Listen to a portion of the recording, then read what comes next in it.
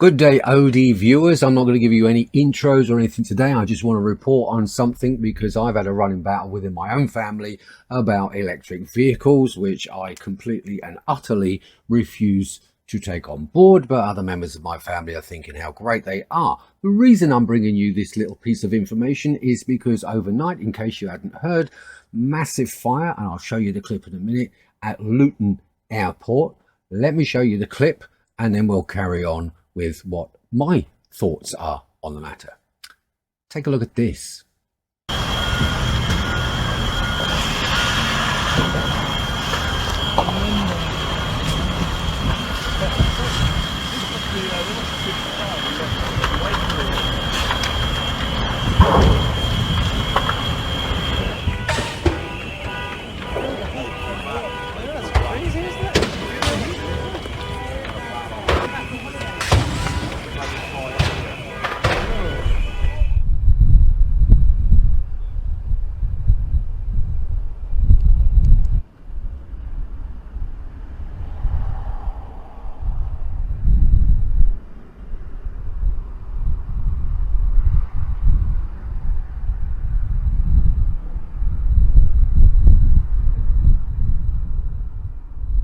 So, wow, yes, that's a huge fire. I personally have never come across such a huge fire in a multi-story car park before. However, let me make it perfectly clear. At this point in time, there is no evidence, none at all, that it was started by an electric vehicle.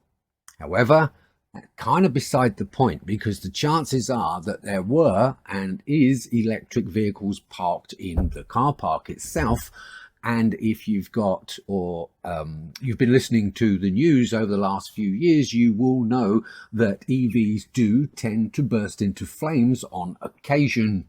Now, as I say, I'm not saying that the EV started the Luton fire, but the fact is that there are obviously going to be electric vehicles in there, and even the fire service basically have to take a step back because it's a thermal runaway from lithium batteries and they will melt straight through the concrete, hence, some of the cars in there collapsing the car park itself.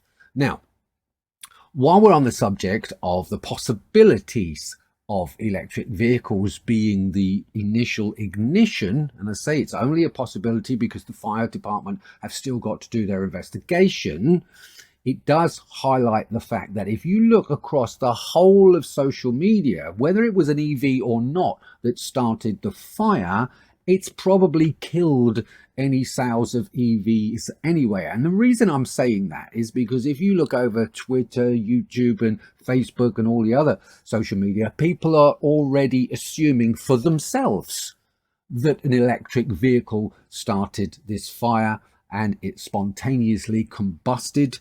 And whether that be true or not, then you can imagine the phone calls going on today with EV car dealers are going to have a real hard time trying to sell the idea of an electric vehicle to anybody because the public opinion has already made up its mind. Whether that be true or not, that's the real damage. And I think it's about time that the government actually had a look into the real safety aspects of electric vehicles, notwithstanding the fire here at Luton Airport, which, as I say, has yet to be investigated, but social media itself has actually decided for itself. I'm going to read a quick report that I'm looking at here from the newspaper Luton Today. I was born actually in that region of the world, just down the road in a town called Bedford. But it reads, and I'm not going to bother doing the thing with you, but look, video shows major fire at London airport car parks as flights are suspended and access restricted. Already a member of the public and 6 firefighters have been affected by smoke inhalation. And it goes on to say that a major fire this evening has broken out at Luton Airport car parks, leading to all flights being suspended, etc., etc. Now, I'm not going to go through all of it because it's pretty obvious what's actually happened.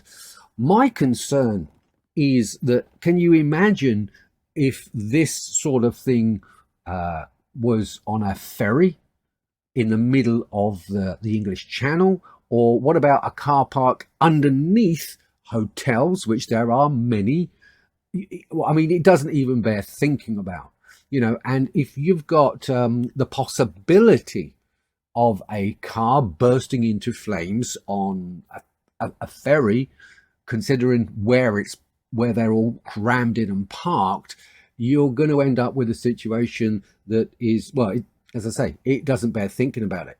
The other side of the story here as well is, what do you think that's going to do with car insurance prices all across the board, especially if you're thinking about purchasing an electric vehicle? Do you honestly think from this point onwards that insurers are even going to touch that, knowing that there is a possibility that it's actually going to spontaneously combust? And I'm saying this as in isolation of the Luton fire, because, as I say, there is no evidence at this point that points to an EV, and an investigation has to be held. But the public have already started to speak on social media, and this is an aspect that really needs to be looked at. So if you were thinking of buying an electric vehicle, then you might want to consider all of the factors entirely, if you know what I'm saying, and make your choice from that point of view. But I can't imagine any level-headed person, after seeing something like this at Luton Airport. And the thing about the Luton Airport multi-story car park fire here isn't the fact that, that it could or could not have been an EV, but go and look back into any recent history and find out if, say, for instance, a petrol or diesel car has a habit of spontaneously combusting when the engine is turned off and it's parked. I'm just saying that. And then if you have a look at the statistical and the data analysis of an EV spontaneously combusting, you can make your own mind up, because there are quite a few reports about that. So there you have it, folks. If you were thinking about buying an EV, you might want to consider every single aspect. And if you want to pay excess car insurance, well, that's entirely up to you.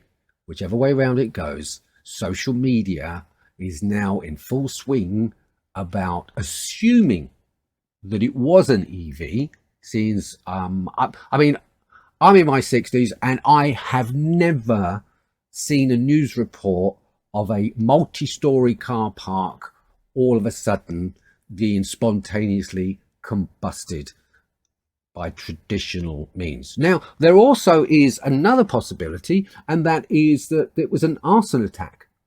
That also has to be investigated by the fire department. So, there's so many variables in here, whether you believe it was arson, whether you believe it was petrol, whether you believe it was diesel, whether you believe it was an electric vehicle of any description, is kind of irrelevant, because the fact that those vehicles were there and they got lithium batteries and you got thermal runaway, they will literally melt through the floors, and the fire department, no matter what they use, cannot put a lithium battery out. It has to do its own thing and then burn itself out. Anyway, that's all I've got to tell you. And it'll be interesting to see the share prices in Tesla and all of the other EVs after this event. Whether it was started by an EV or not is kind of irrelevant at this stage, given the fact that most people on social media have already decided it was, how does the legal word put it? Oh yeah, based on the statistics of probabilities. That's all I'm saying at this stage. I'm not saying it's an EV. I wouldn't, because we haven't got the full facts yet. You can make up your own minds. I'll see you again soon. Have a good day.